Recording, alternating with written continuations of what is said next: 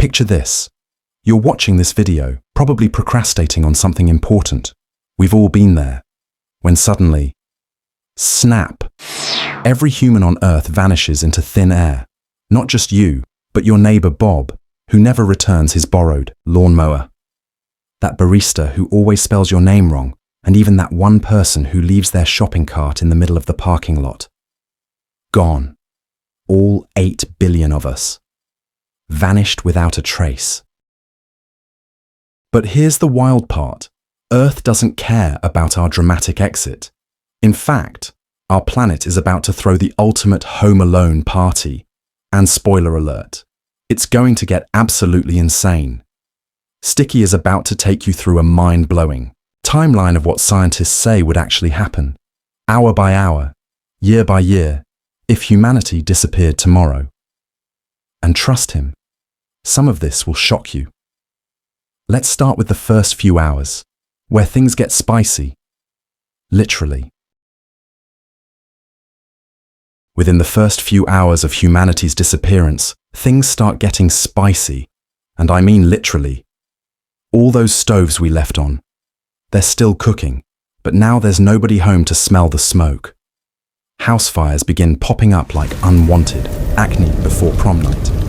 The irony is incredible. We spend our whole lives afraid of leaving the oven on, and now it's actually happening on a global scale. But that's nothing compared to what's happening at nuclear power plants. These technological marvels were designed by humans for humans, with the assumption that humans would stick around to babysit them. Most modern plants have safety systems that automatically shut them down when things go sideways. But some older facilities, they might throw a radioactive tantrum. Think of it as Earth's version of a toddler meltdown, but with more uranium. Meanwhile, cars coast to a stop wherever their last drivers happen to be, creating the world's most permanent traffic jam. Planes fall from the sky like very expensive, very dangerous confetti. It's not exactly the kind of precipitation you'd want to see in your weather forecast. Partly cloudy with a chance of Boeing 747s. But this is just the beginning. Wait until you see what happens when the lights go out. Here's where things get really interesting. Within days, power grids start failing faster than New Year's resolutions. You see, electricity is like that high-maintenance friend who needs constant attention. Without humans to monitor and adjust the systems, the whole network goes kaput. First, renewable energy sources like solar panels and wind turbines keep chugging along like the Energizer Bunny. But they're feeding power into a grid that's about as stable as a house of cards in a hurricane.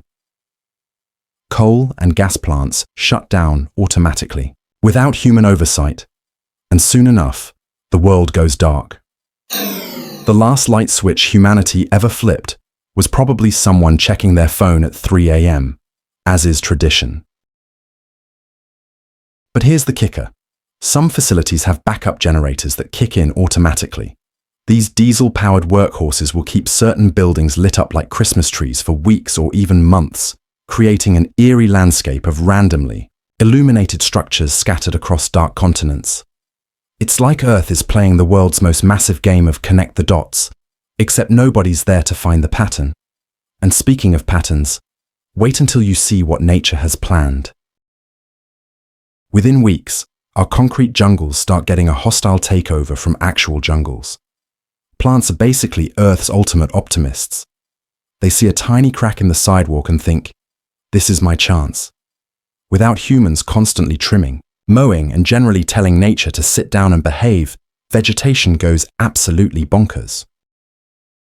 Weeds start treating our pristine lawns like an all-you-can-eat buffet. Vines begin their slow-motion assault on buildings, wrapping around structures like nature's version of a very patient boa constrictor. Parks become actual wilderness again, which is hilarious since we originally created parks to have controlled nature experiences. Nature's having the last laugh on that one. Meanwhile, our pets are having an existential crisis. Dogs, bless their loyal hearts, will wait by doors for their humans to come home, tails wagging hopefully. Cats, being cats, will probably just shrug and think, finally, I can knock things off counters without getting yelled at. Most pets won't survive long without us, which is heartbreaking. But some dogs will form packs, and cats will go feral faster than you can say, "Here, kitty, kitty." But if you think that's dramatic, wait until you see the Great Zoo escape. Within months, zoo animals stage the ultimate jailbreak. Most zoo enclosures are designed to keep animals in, not to keep them fed indefinitely without human help. Electric fences fail when the power goes out, gates rust open, and suddenly, elephants are wandering through suburban neighborhoods like they own the place. Which, technically, they now do. Some animals thrive in this new world order. Rats, cockroaches, and pigeons, the holy trinity of urban survivors, are living their best lives. They've been freeloading off human civilization for millennia, and now they've got the whole buffet to themselves. Meanwhile, farm animals face a grim reality check. Sheep, bred for maximum fluffiness and minimum survival skills, are about as prepared for independence as a goldfish is for mountain climbing. Cities start looking like post-apocalyptic movie sets, but with more overgrown vegetation and fewer dramatic explosions. Windows break from thermal expansion and contraction, roofs leak, and buildings begin their slow surrender to gravity and entropy. It's like watching a time-lapse of urban decay, except nobody's there to watch it. But the real transformation is just getting started. After a few years, rust becomes Earth's new interior decorator, and let's just say its aesthetic is industrial decay chic. Without humans constantly painting, maintaining, and generally fighting the good fight against oxidation, metal structures start looking like they've been through a particularly aggressive aging process. Cars rust into sculptural art pieces scattered across the landscape. Bridges begin their slow-motion collapse, though most modern bridges are over-engineered enough to last decades without maintenance. The Golden Gate Bridge, for instance, might hold up for centuries, standing as a monument to human engineering long after humans are gone. It's like leaving a really impressive business card for any future visitors. Meanwhile, concrete structures start developing that distinctive, abandoned building look. Concrete is tough, but without proper drainage and maintenance, water seeps in, freezes, expands, and slowly but surely turns our architectural achievements into rubble. It's death by 1,000 freeze-thaw cycles, but wait until you see what happens after a decade passes. After about a decade, the planet starts looking less like a human world and more like a nature documentary. Forests begin reclaiming farmland with the enthusiasm of a teenager reclaiming their bedroom after parents go out of town. Rivers, no longer channeled and controlled by human engineering, start wandering across the landscape like they're on a leisurely Sunday stroll. Wildlife populations explode in some areas and crash in others. Animals that thrived alongside humans, like raccoons, who are basically tiny bandits with opposable thumbs, might struggle without our garbage to raid. Meanwhile, species we've been accidentally suppressing start making a comeback. It's like musical chairs, but with entire ecosystems, and the music has finally stopped. Cities become vertical forests. Skyscrapers grow beards of vegetation, and what used to be Times Square might look more like a rainforest clearing. The irony is delicious. We spent centuries cutting down forests to build cities, and now the forests are moving back in like they never left. But here's where it gets really mind-blowing. Looking at the really long term, we're talking thousands to millions of years. Most traces of human civilization will disappear like we were never here at all.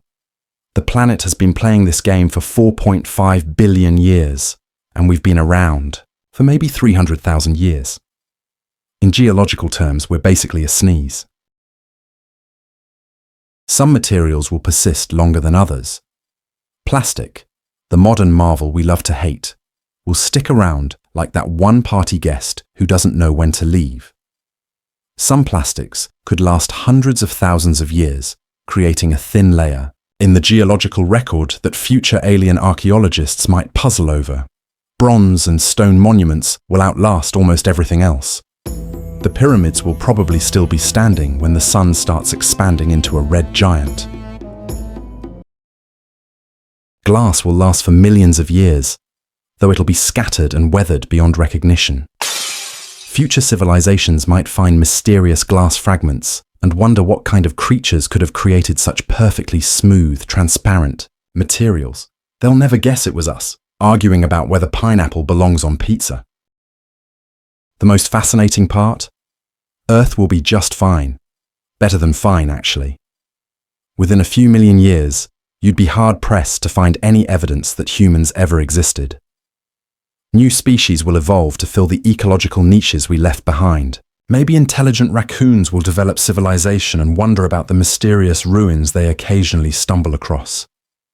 Maybe they'll even develop their own version of archaeology and puzzle over our garbage dumps like we puzzle over ancient civilizations.